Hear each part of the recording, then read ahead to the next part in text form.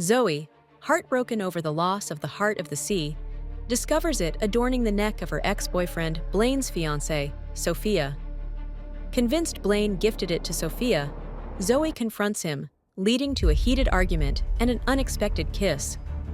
Blaine, however, denies giving Sofia the necklace and insists on buying it back from her, claiming it holds significance from his past. Meanwhile, Sofia, hurt and confused, seeks revenge. Why did Sofia lie about how she acquired the heart of the sea? What is the true significance of the necklace to Blaine? What revenge is Sofia planning? Will Zoey ever get her necklace back? Why am I here? Zoey had received a call from Sofia the previous day to meet and discuss a few designs. But when she arrived, she couldn't understand why Sofia had suggested meeting at a bridal store. Zoey went to confirm with the receptionist. Hi, I'm here to meet Miss Sofia, but suddenly, Zoey spotted Blaine dressed in a wedding tuxedo staring at her blankly. Sofia was standing next to him wearing bridal attire. Zoey, over here! Hi, Sofia. You look lovely. Oh, thank you, Zoey. And thank you for making it today. If you're busy, we can discuss the designs some other time. Don't worry about it, Zoey. I'm a master multitasker. I'm just so busy right now with all the last-minute wedding preparations, you know. And this was the only time I had to meet with you. Don't worry, we're almost done.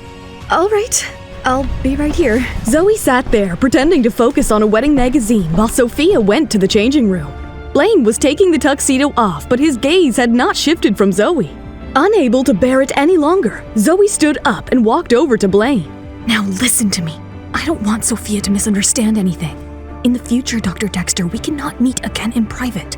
Then you will have to control yourself and not provoke me again. Look, I'm not the one to fuss about these matters. Do me a favor and please ask your fiancé to meet me at a more professional place next time. You can leave if you want. Blaine's eyes stared deeply at Zoey, and she saw a hint of sadness in his eyes. But before she could react, Blaine dropped a bomb. But before you go, you should know this. I've got rid of the heart of the sea, which means I have let go of the past. So you better stay out of my life. Zoey's heart turned to ice as Blaine stormed out of the store. Overwhelmed by emotion, she couldn't contain herself and hastily fled the scene as well. Sofia was observing all of this from the changing room with a cunning smile. I mean, this patient is not just any patient. He's an HIV-positive patient.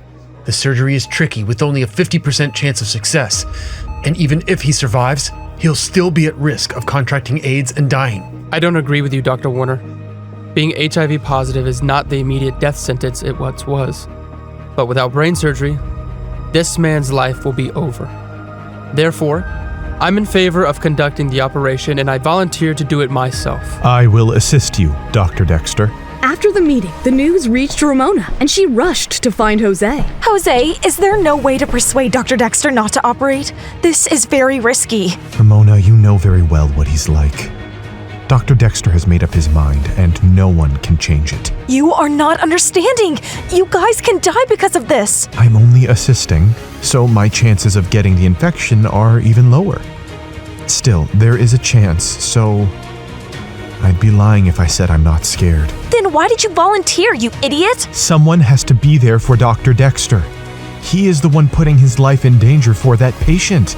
Ramona felt the weight of Jose's concern, but couldn't respond. The next day, she spotted Zoey in the hospital hallway and rushed to her. Zoey noticed the worry on Ramona's face. What's going on, Ramona? All good? I wish I could tell you I was good, but I'm not. Dr. Dexter is putting himself in danger, and I fear that only you can stop him, Zoey. What do you mean? Dr. Dexter is insisting on performing brain surgery on an HIV-positive patient. If he suffers even the smallest wound while operating, he will be exposed to the virus. But, Zoey, he listens to you. Zoey's eyes widened with concern as she absorbed the situation. But recalling the night Blaine saved the other patient, she expressed her belief in his decision. I believe you will come to agree with him when you see him at the operating table. Also, he never listens to me, and I have nothing to do with him anymore, so he won't listen to anything I say anyway.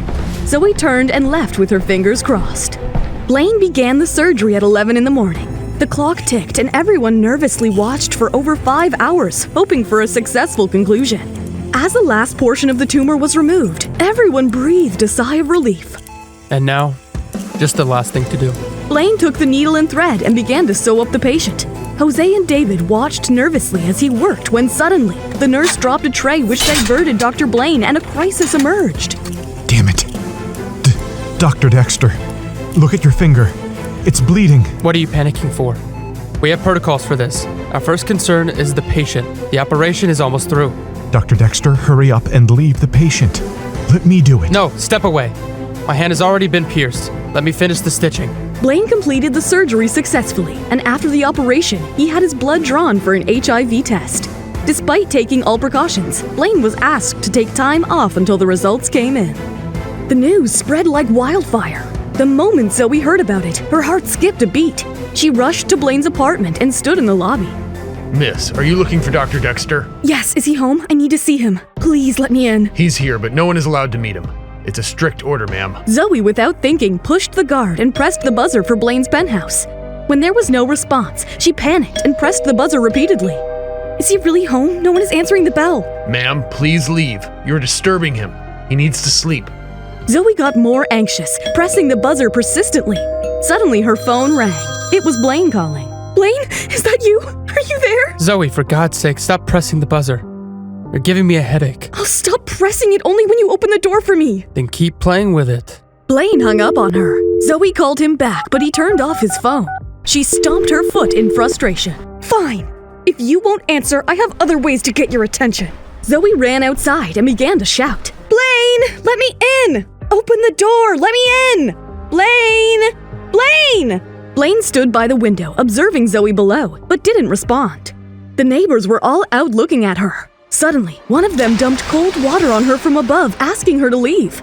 Without a second thought, Blaine grabbed his jacket and rushed downstairs to her aid. Zoey, can you be any more foolish? He wrapped the jacket around her, revealing a mix of anger and relief in his eyes.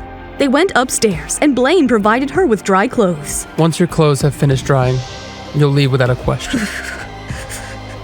What did you have for lunch? I said, you'll leave without a question. The tension between them intensified as Blaine shouted aggressively at Zoey, sending a chill down her spine. What lies ahead for Zoey and Blaine's complicated relationship? Will Blaine's HIV test results be positive? And how will it impact their life? Will Blaine's decision to operate on the patient change his life for the worse? Hey, I'm Zoey. If you're wondering what happens next, download the Pocket FM app now and listen to the exciting episodes of Rekindled Heartache.